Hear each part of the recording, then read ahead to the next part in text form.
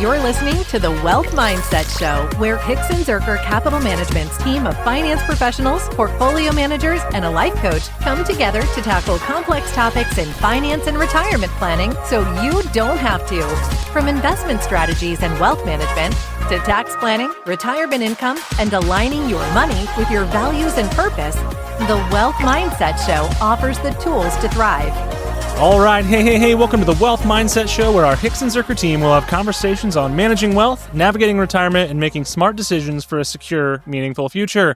I'm Austin Wilson, Director of Investments at Hixon Zuercher Capital Management. I'm Josh Schraub, Director of Wealth Management at Hixon Zuercher Capital Management.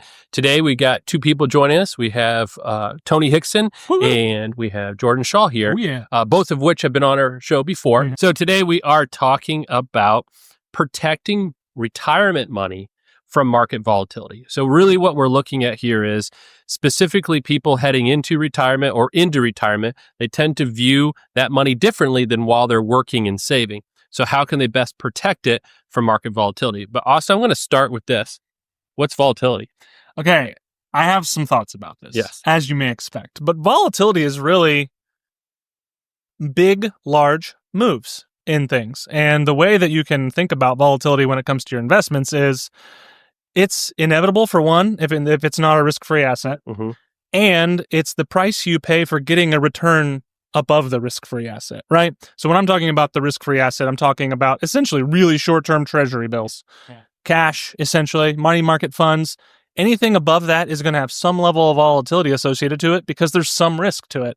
And the more risk you take, the more your return is going to be over the long term, but more in the short term, you have the opportunity for things to go up or down really wildly. And that's important because volatility is movement. Yeah. It's not a directional, and that the word volatility is not a bad thing. Correct. Volatility itself is movement of an investment, in this case, what we're talking about, up and down. Yeah. And so when I say this has a lot of volatility, it means it goes both directions more so than something else we're comparing against. And that's actually one thing when you think about stocks are obviously associated for having high volatility. Mm-hmm. Bonds, less so, but still some volatility, right?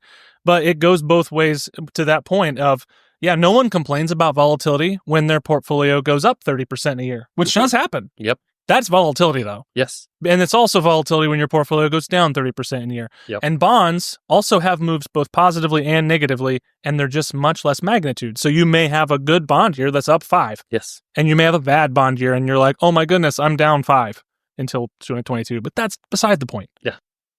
All right. So now we understand volatility. Why first, and Jordan, maybe you and I and Tony from an advisor standpoint, why do retirees look at this differently? Yeah, well, I think this is largely a matter of how you feel in retirement. So it goes from, your portfolio goes from something that maybe you just continue to put money towards and you check it every now and then to suddenly it's a source of income and it's providing for your needs in a large part. Yeah. And also, it feels like it shouldn't happen when you do need it. Because you haven't been watching it so much, you don't realize that it not only should happen because it's normal, but it's so routine that you're not paying attention to it. But when you're afraid of something like volatility in retirement because it's providing for you, you're looking for it often, so you're going to see it more. Yeah. When you're afraid of something, you see something often, you see it all the time when you're checking. So I think that's a big part of it. It's not only feeling like it shouldn't happen, but it's something that you're constantly looking for too. Yeah, if you were, while you're working, used to maybe once a year just kind of doing a review and reallocating or adjusting things, you may have missed the volatility that year because you looked at the end of the year and July it was down 15%, but you never saw it because when you look at the end of the year, it's there. Yeah, and to your point, you never saw it because you were employed. Mm-hmm. So you're working, you're doing your job. You don't need it. 40 hours plus a week, and you're not focused on the markets. And oftentimes what retirees do is find themselves with nothing but time. And so they're checking the news, they're checking the Dow Jones averages, they're looking at their apps, and they're finding that that they're more fixated on the swings and the volatility in the markets because they have time to do that. Another thing that's interesting is when you are working, you're typically putting money into the market. Yeah. Right? So that kind of mutes the impact of volatility. So if the market goes down 10%, but you'd put a couple $1,000 contribution in, you didn't go down that much, your portfolio value. So you see less of those blips. And it allows you to do something that we love in this industry, and that's dollar cost average, right? So you're putting money in and you're buying the dips and you're buying less when it's expensive and more when it's cheap. And it really smooths out that ride when you're putting money in. But things look a lot different mentally when you start pulling money out. And that brings us to our next topic, which is sequence of returns. Yes. And that matters a lot in the retirement world. So yeah. Josh, kind of just explain what that means. Yeah. So this is where we can get a little deep into the statistics and numbers and kind of the back end of retirement planning. But this is important to understand because sequence of return risk is the concept that when you start drawing from your portfolio, what happens to the market when you start drawing matters. In other words, if I retired in 2022, January 2022, and started drawing on my portfolio, I experienced down markets, both in fixed income and in stocks, and I'm drawing out of my portfolio. So I'm not adding any new money in, like you were talking about. I'm taking money out, and I'm taking money out at a lower point. And in fact, I saw the side-by-side comparison where they just inverted the returns. So they had the same average return. So it's the same returns for a 20-year period. They just flip-flopped it, and they had bad returns at the beginning, first 3 years, or bad returns at the end, last 3 years, and they averaged like a 5% return when you put it all in. Started with $1 million. The one that had 3 bad years at the front end ran out of money in the 19th year. Yeah. The other one ended with, I think it was like $600,000 still. Wow. Yeah. Well, big difference. And you had the same average return, the exact same returns year by year, but just in a different order. And that's what sequence of return is how and when do you get your good years and bad years? If I get those at the tail end of my retirement, less of an impact than on the front end. So how do you stop that? How do you protect from it? Those are some of the things we'll talk about coming up because that's something you can't control. Oh, absolutely. You may be able to go back to work or do things to offset it, and that's one of the things you can do, but you don't know what's coming when you hit that retirement, right? Somebody who retired in 2007 didn't know 2008 and 2009 was showing up, right? And I'm sure there's people then that had to make some tough decisions to get back on track. One of the reasons that's so complicated for especially those early years of retirement is you think about pulling money out when markets are down and going down and continue to go down, which happens. Okay, we haven't felt that in a while. It's been a few years now. But markets do go down sometimes. And when you pull them out, that's great because you have to live on it. That's okay. We understand that. But those dollars that you pull out at a low basis don't have the opportunity to get back to where they were. And they will. The markets do heal. The markets do recover over time. Typically, it takes 2 or 3 years for that to happen. But those dollars could have been pulled back out when the markets are much higher. Yep. But you're taking away the opportunity for that, which is why it's so detrimental to your long-term returns. Right, because if it takes 2 to 3 years and you're taking 4 to 5% out, that's 15% of your portfolio because normal retirement, you count on some growth to offset that withdrawal. But if it's flat to down, you have taken out a fifth of your portfolio potentially in that short time period. It's not good. Not good. Yeah. You did say, Austin, that markets do heal. They do. Yeah. But what I've often found is that retirees will say the 4 most dangerous words in our industry. This time's different. This time is different. This time is different. This time it won't recover. Right. This time it won't heal. Yeah. But history would reveal it always does. We have over 100 years of publicly traded stock return data and bond return data for that matter in the United States. And much longer if we go back outside the United States. And we know that it has happened. And sometimes it's been longer than 2 or 3 years. Sure, yeah. But it has always happened, and we can sleep at night knowing that it will happen. And there are a lot of things we're going to talk about here towards the end of the episode of ways we can mitigate that risk a little bit. But right now, we need to be talking about what are some things not to do. Okay. If we experience market volatility, So here's we're afraid of it. So this advice is not to take. Don't take this advice. This is not a recommendation. Listen to the disclaimers at the end. So what do you not do, Josh? Yes. Anything funny? Well, the first thing would be to put all your money in crypto and say, this is it. I'm going to get everything back. Yeah, it's going to the moon, and all the other short phrases that young people say that I don't know. Over the last 9 months, that actually would have worked. Yes. Yeah. And that's the thing. That and hope would have worked. Recency bias. Cryptocurrency is a new, I don't know what you call it. It's not technically an investment. It's an asset. Speculative asset. Speculation. And because it's new technology, there's been a lot of movement. And so it's had a great run. There's no guarantee going forward, especially when you're unregulated, which is what crypto is right now. And so that's something you should not do and extrapolate that out. It's not just crypto. It's saying I need to take a lot more risk to catch back up. Mm. Again, that's not the answer. Taking a ton more risk is not the answer. I think when you're thinking about crypto specifically, because it's people talk about it and ask us about it all the time, is we don't have that 100-year history to understand how things work over long time periods. We have a very short history. We're talking 10, 15 years on a lot of these major cryptocurrencies. That's not enough to know how market cycles work in crypto. So that's a great example of maybe what not to do. Anyone else? What don't you do when you're afraid of volatility? Well, go the other route. Okay. I'm going to sell everything, buy gold, buy gold. something. People love gold. And bury it in my backyard or put it in my safe or whatever you do with it. So funny story. Yes. I had a prospect cash out their 401k and put it into gold and bury it in their backyard. Yep.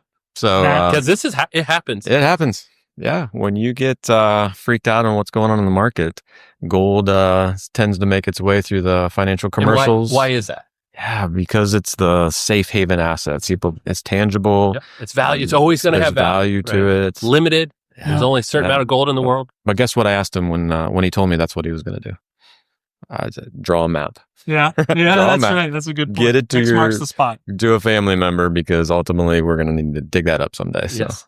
That's another interesting asset class that has a unique history. And we actually don't have that long of a history where the dollar wasn't pegged to gold, right? So we're only going back to the 70s where we have a history where gold actually fluctuates like majorly in price. So we don't have the 100-year history to draw on that. And if, recent history has told us anything, gold is a bad inflation hedge anyway, and it just doesn't have any earnings and interest-bearing properties. So that's why we're typically not fans of it. Yep. So any other examples of what not to do? Well, I think a good one would be to just cash everything out and move into your kid's basement. Ooh. They'll take care of me. I take care of them. Absolutely. That's right. So we've been in business 23 years. Any stories? I hope there's not a story where a client has had to do that. But I will say, not to that extreme, but the mindset of someone else will take care of me is out there. That's true. And I think that's kind of where that's at. We've done pretty well with avoiding that one. So I'm sorry if my parents have to move into mine. Yeah. The idea though is that, there's a safety net, which is true. There are some things built into our society, which is a good thing. But that's not the answer to this volatility of just kind of, in a sense, ignoring it and not doing anything, just saying someone else will take care of me, which I don't think is the best solution. So we kind of talked a little bit jokingly, but a lot of that was real about what not to do for volatility. What are things we should do? So let's talk about how we can adjust our portfolio to prepare it for retirement ultimately. So think about a couple years going into retirement, maybe a couple years starting retirement. What are some things we should do there? Yeah, Jordan, we do this a lot with clients. We recommend a strategy, but walk us through kind of the last 2 years maybe before retirement, kind of what we start doing when positioning clients. Yeah, well, it's something that you can start thinking about well before retirement, but the action points really start coming into effect right there in the last couple years before retirement. And it's not these huge transitions like some people might think, like, okay, I'm going to be extremely conservative. I'm going to put everything in cash or some fixed income investment. But it's understanding less about your asset allocation, more about what are you willing to take on with the risk that you're going to, the changes in your mind and your mentality and your lifestyle that are going to present themselves when you're coming up on retirement, that fear that's going to come into play. And how does your portfolio complement that and help answer some of those fears? And that may mean, okay, we're going to be a little more conservative so you don't see or feel those fluctuations, that volatility as severely. But it's also the same thing that we've been doing all along. It's you have a long-term plan for your portfolio from day one. And assuming that's the case, you're going to be ready when that time comes. And even tactically, Josh, we employ a bear market fund. Yes. So you want to talk a little bit about how we do that for our clients? So for us, we titled a bear market fund for the idea that bear markets happen for everybody, including retirees. They're going to experience 2 to 3 throughout the retirement years or more. And so a bear market fund is just the idea that we know you're withdrawing out of the portfolio. We know that regardless of what the market's doing, you do have income needs. So if we have 2 to 3 years of your living expenses, the withdrawal needs, set aside in a less volatile, and again, volatility is both directions. So you're giving up some returns, but you're also capping that downside return to the extent versus your high volatile things. Putting 2 to 3 years of your needs aside gives you that ability to ride through those downturns. So the market drops and you say, oh no, I have to take out of my portfolio. Well, I got 2 years that's not experienced the same level of volatility. I can live off of that and let the market recover. So now I'm not drawing out of the down assets. I'm drawing out assets that have that less market movement. So that's the way we've done it. It's, for a lot of people, if you're in a balanced, diversified portfolio, you probably already have that built in. We found carving it out and putting it in its own account just helps you see it. It's just a visualization.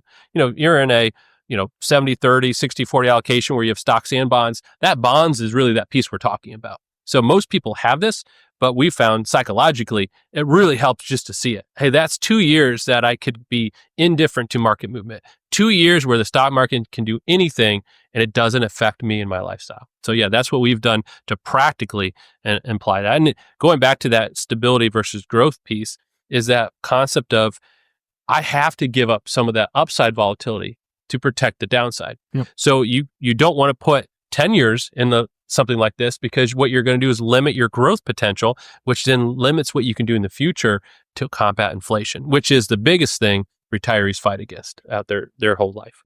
Have you ever thought about how your financial choices reflect what truly matters to you? At Hixon Zuercher Capital Management, we believe that integrating your values and dreams with your financial future is key to achieving peace of mind and confidence. When you engage in deep conversations with us, you'll start to see how your money can support the things that matter most in your life. Our holistic approach means that your financial plan is more than just numbers. It's a personalized blueprint that evolves with you. You'll have a dedicated team of professionals tailored to your unique needs, all focused on crafting an investment portfolio designed to help you achieve your specific goals. Plus, our on-staff retirement life coach offers guidance to empower you toward a fulfilling retirement that goes beyond just financial security. Ready to transform your relationship with money? Join us at hzcapital.com and let's embark on this journey together. Now, back to the show. So Josh, I'm going to tee you up here. Okay. How much cash should retirees have on hand? The answer is, it depends. Oh, man. Oh, But Josh. Who could have seen that one coming? The truth is, it's different for everyone. But what I always say is, how much do you need to sleep at night and not wake up in a panic? That's the answer. And everybody's different. There's some that say I need a year's worth or I need X amount. Some just say, if I just have enough that, I can a couple months, I'm good. And some just say, I don't really need anything. You're sending me my check. I'm good to go. So cash to a lot of people is that peace of mind, right? It's not doing anything right now. It doesn't go up or down.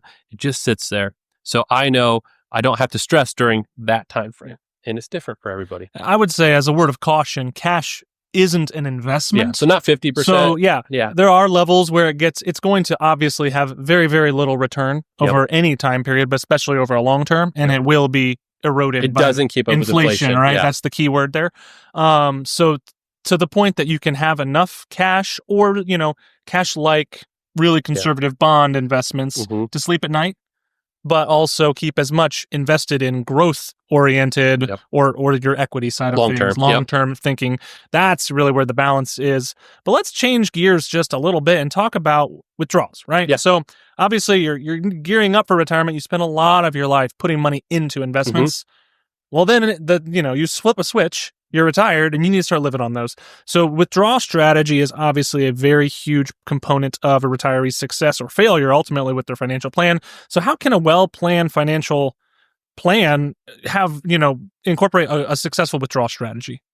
Yeah, and it comes to a couple things, and we've talked about this in other podcasts before, is it needs to be sustainable.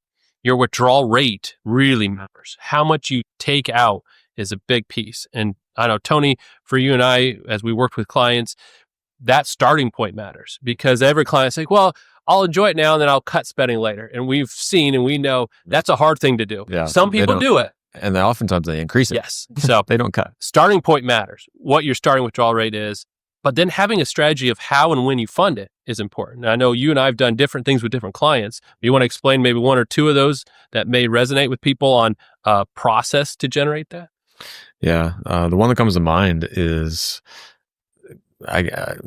hopefully it doesn't make it too complex, but it's basically an endowment concept where we take a rolling average of balances over the past 12 quarters and that smooths out volatility. That's 3 years of returns, and we're able to overlay then a withdrawal rate, that the portfolio would be able to sustain. And what it does is it's not a static number then, because the way that portfolio values fluctuate, that number may be lower one year or higher the next. And but what it does is it helps a retiree really keep their withdrawal percentage in check and ensure that they don't overspend in that time frame. Yep. And that, like you said, it's an endowment concept. This is what foundations, endowments, charitable organizations that say, I have a lump sum that I would like to last forever. How much can I take out a long time without depleting? And it's really good for clients who really want to leave that legacy to the next generation or to a charitable organization. It doesn't work for everybody. Some people want to spend to zero. Yep. And that's a whole nother. Or they can't, their withdrawing needs to be higher than what's sustainable. Correct. Yeah. So that's one way. Jordan, what's another way from a withdrawal strategy that we've utilized or that you've seen done that they track or know how to kind of fund that for them? Yeah. So something that helps kind of set expectations for clients. Once you determine a good rate, whatever that is for the portfolio, there's an approach called a guardrails approach where you track that each year. And looking back, you see, okay, did that line up with that average rate that we're trying to stick to? And if you're under or over, depending on the returns in the market, you can see and you can kind of model forward too how that's going to impact your retirement. And it's really, I think the key there is just setting that expectation with a client so that they know when they're calling in or when they're meeting with us, they pretty much know what we're going to say regarding their spending because they have that number down, and they may or may not know what they're pulling out. But it's usually a lot easier of a conversation when we're making those preparations ahead of time.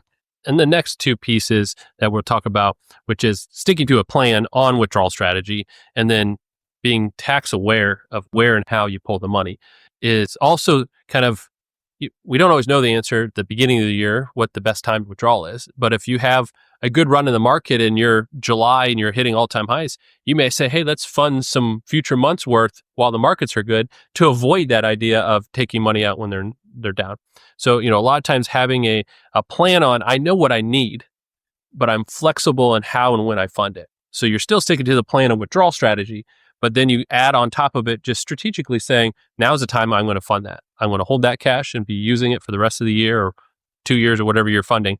And then tax efficiency is, where do I get that money? Yeah, it's almost like for tax efficient withdrawals, you need to chat with a financial advisor. Yeah, or an accountant or somebody who understands that concept. concept. It's complex. It's probably beyond what we can explain today. Yes. But there is definitely an order of withdrawals that is the most tax efficient. Or combining different types of accounts in a year so that your different income types are within your acceptable range of taxes. Right. So let's just get our minds around the fact that we know volatility will happen. It's inevitable. Yes. What are just a couple things off the top of your head that retirees should do and what should not do? Anything real quick? Well, I'll say, when you see the market drop, having a conversation with somebody, because your fears in your head, you can build up and kind of compound on top. Oh no, this is happening. I'm going to have to do this and this. Just verbalizing it sometimes helps you work through it yourself. And so there's been times we've taken phone calls and a client really doesn't want to do anything. They just need to talk it out, right? Be a good listener, hear it out. So if you just have somebody you trust to have that conversation, say, you know what, this is what I'm feeling right now. Let's just work this out, right? And just talk it through. And then that's along with that, don't make any rash decisions. Don't let your emotion drive that decision. Give it a little time. Think it through, give it a break, come back to it. Yeah, actually, sorry to interrupt, but yeah, the should do and should not do. The should do is stay calm, stay invested. Yep. Yeah. Should not do is check your portfolio daily. Yes. Right. And I have a client who is really prone to checking their portfolio daily, especially in downward volatile times. He wants to know how much his portfolio is down, and I've trained him over years to stop it. And I broke through. And so the last bear market we had in 2022, he didn't look at his app, but he would call me and say, "Can I look today?" Yeah. Nope. Just wait. Hold today. on. Not Hold today. And then he'd call, another month or two later, "Can I look today?" Not yet. So it was a period of over a year before I was able to say, "Yeah, you can go ahead and look now." Right? Yep. The market did heal. It did recover, and we're fine. I think what this whole discussion highlights is the importance of having someone in your corner, right? Yeah. So this is why working with a financial advisor is so important, because they have the experience, they have their credentials, they have years of bear markets. Unfortunately, everyone has years of bear markets under their belt. And they have put together a plan that will weather the next and the next and the next bear market. And if you don't have a plan, you're going to freak out. You're going to get emotional. You're going to sell at the bottom, and you're going to sit on cash when it recovers. And you're going to do all the stupid things we said not to do. But if you have a plan, you should have some peace. And that peace is something that we're passionate about here at Hixon Zuercher Capital Management. So, any final thoughts, I guess, as we wrap up the discussion on volatility? Well, you also need to understand, as you're heading into the retirement, you may have all the way up to that point said, I'm good. Market volatility doesn't bother me. There is a mindset shift. So you have to prepare yourself for that, because you could be prone to make a decision thinking, oh, it doesn't affect me. And then when it does, if you're not prepared for it, you could be more apt to respond to a bad decision. So acknowledge that volatility does affect everyone, especially retirees, in a different way. And that's the key. Even more practical too, like you need something to do besides, like you need something to do in place of watching the market. Yes. So please, like just on a day-to-day, like we talk about having these long-term plans, on a day-to-day plan during a down market, wake up, get your coffee, put your golf pants on, better than watch your grass go, do something else. That can actually be beneficial for your mental health and your portfolio. Stay calm, stay invested, trust your advisor. That's right. Love it. I love it. All right. Well, if you guys found value in our conversation, don't forget to subscribe to the Wealth Mindset Show on whatever platform you're on. That way you never miss an episode, and we launch them all the time, so you're not going to want to miss those. Also, feel free to visit us at thewealthmindsetshow.com for more resources, or if you're ready to invest with us, head over to hzcapital.com. We have a fantastic team of advisors ready and eager to help you meet your financial goals and to steward your wealth over time. We'd also invite you to follow us on social media and stay connected. And otherwise, stay connected, stay invested. And we'll talk to you next episode. Have a good one. Bye. Bye. Thank you for joining us at the Wealth Mindset Show, where we tackle the complexities of finance and life planning to help you align your wealth with your values. We hope today's conversation provided value and clarity as you navigate your financial journey.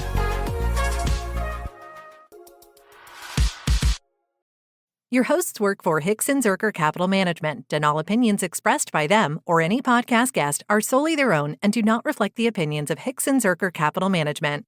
This podcast is for informational purposes only and should not be relied upon for investment decisions.